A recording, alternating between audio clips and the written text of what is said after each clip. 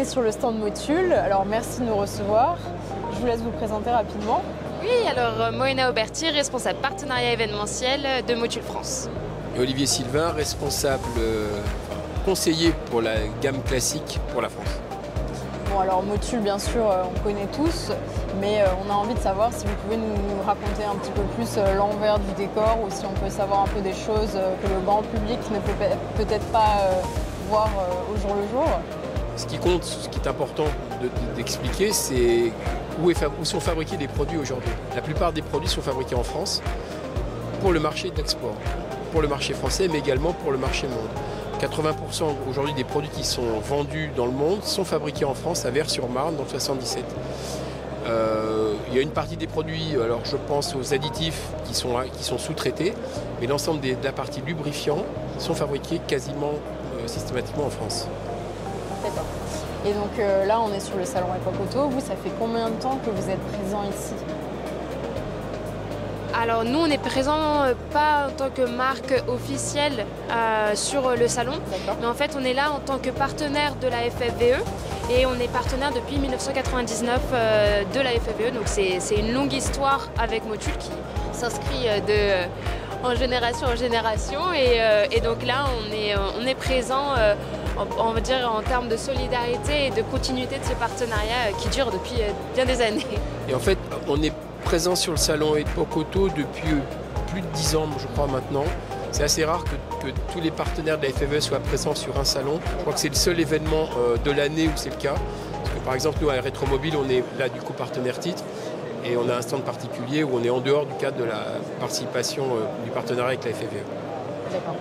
Et donc, si on parle un peu plus du secteur en général, vous, comment vous voyez évoluer le milieu de la voiture passion dans les années à venir?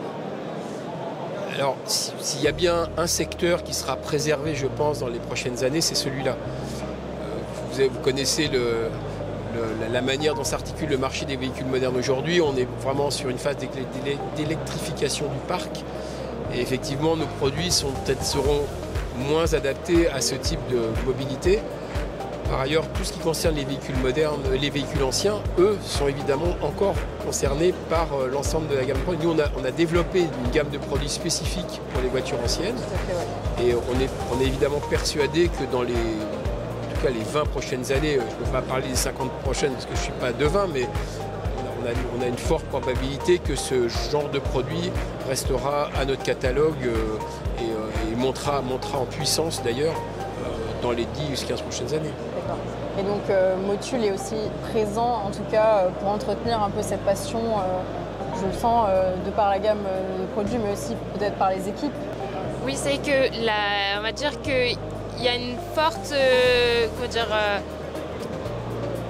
un lien entre que ça soit là sur le stand on voit il y a du moderne et il y a de l'ancien et même dans les équipes c'est vrai qu'il y a un roulement et il y a un savoir qui se transmet à chaque fois et c'est très important en tout cas nous on le ressent plus fortement moi dans Marketing France c'est d'avoir ce lien qui nous unit par la passion que ça soit l'auto, la moto, maintenant aussi le vélo on a tous notre passion et on est tous toujours dans cet échange complet de ce qu'on voit, de ce dont on s'intéresse et en fait ça se retranscrit même dans la manière où on va aborder les événements parce qu'on est toujours sur une présence humaine.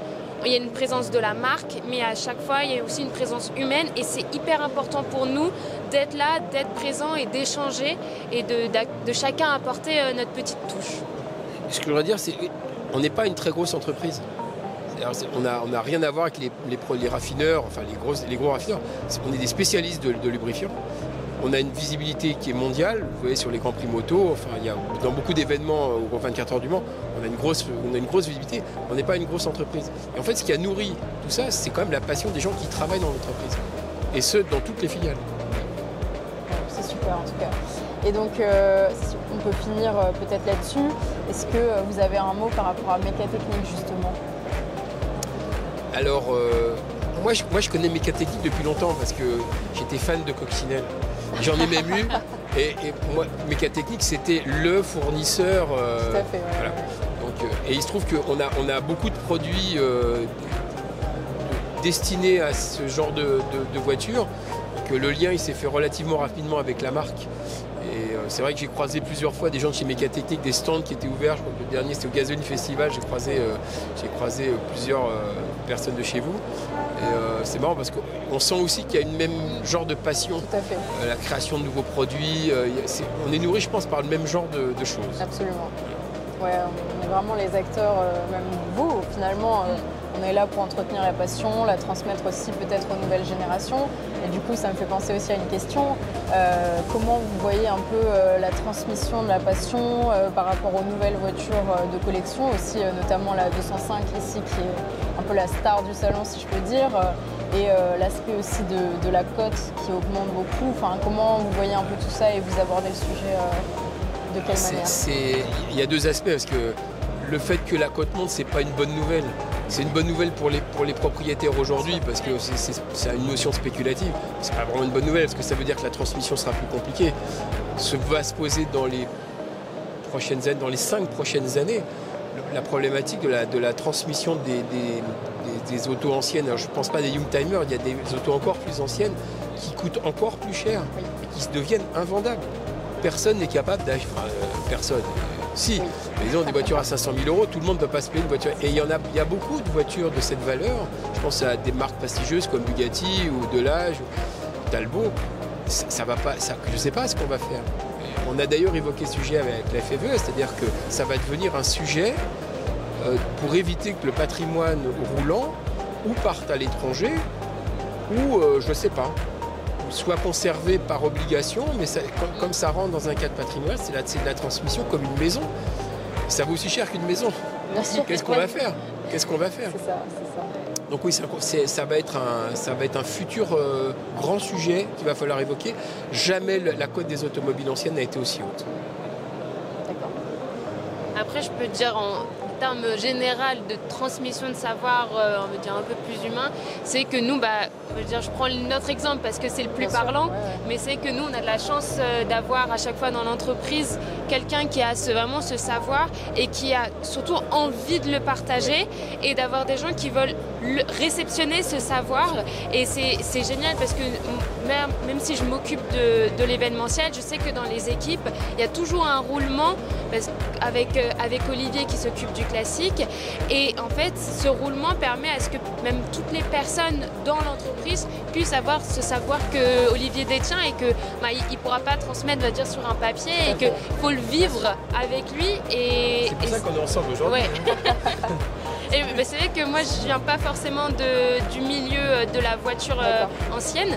Et en fait, depuis 1 an et demi maintenant, mais j'apprends, on partage ça. Et moi, c'est par lui que j'apprends, que j'ai envie, que je m'intéresse, que j'apprends plus et qui me passionne en fait maintenant. En fait, il me transmet. Mais autant que possible, évidemment. C'est génial, en tout cas, ouais. C'est ce qu'on ressent aussi quand on discute avec les personnes qui sont présentes sur le salon. On ressent vraiment la passion en discutant un peu. C'est génial, j'imagine que vous aussi, du coup, vous pouvez discuter un peu avec vos clients. On passe notre temps à ça. C'est ça. Non, mais c'est vrai, mais en même temps, l'intérêt des salons, c'est aussi ça. C'est pas uniquement de vendre. Et si on peut finir là-dessus, peut-être quelles seront les ambitions ou du moins les projets peut-être pour Motul pour les années à venir, ou si vous pouvez nous le dévoiler ou pas. Sur le classique, il n'y a pas de grandes ambitions. L'ambition, elle est permanente. Je veux dire que nous, ce qu'on veut, c'est évidemment continuer à travailler sur ce marché, de continuer à communiquer avec les gens. Mais c'est un peu au fil de l'eau. On ne va pas faire la révolution sur ce marché. On a déjà une gamme qui est assez complète. Finalement, on n'a pas besoin de faire beaucoup plus. Justement parce qu'il n'y a pas énormément de plus à faire. Finalement, on couvre déjà 100% de ce qu'il est possible de faire entre les voitures d'avant-guerre et les voitures Youngtimer qui représentent notre environnement aujourd'hui. Très bien. Écoutez, je vous remercie. Et puis, je vous souhaite un très bon salon. Merci beaucoup. Merci.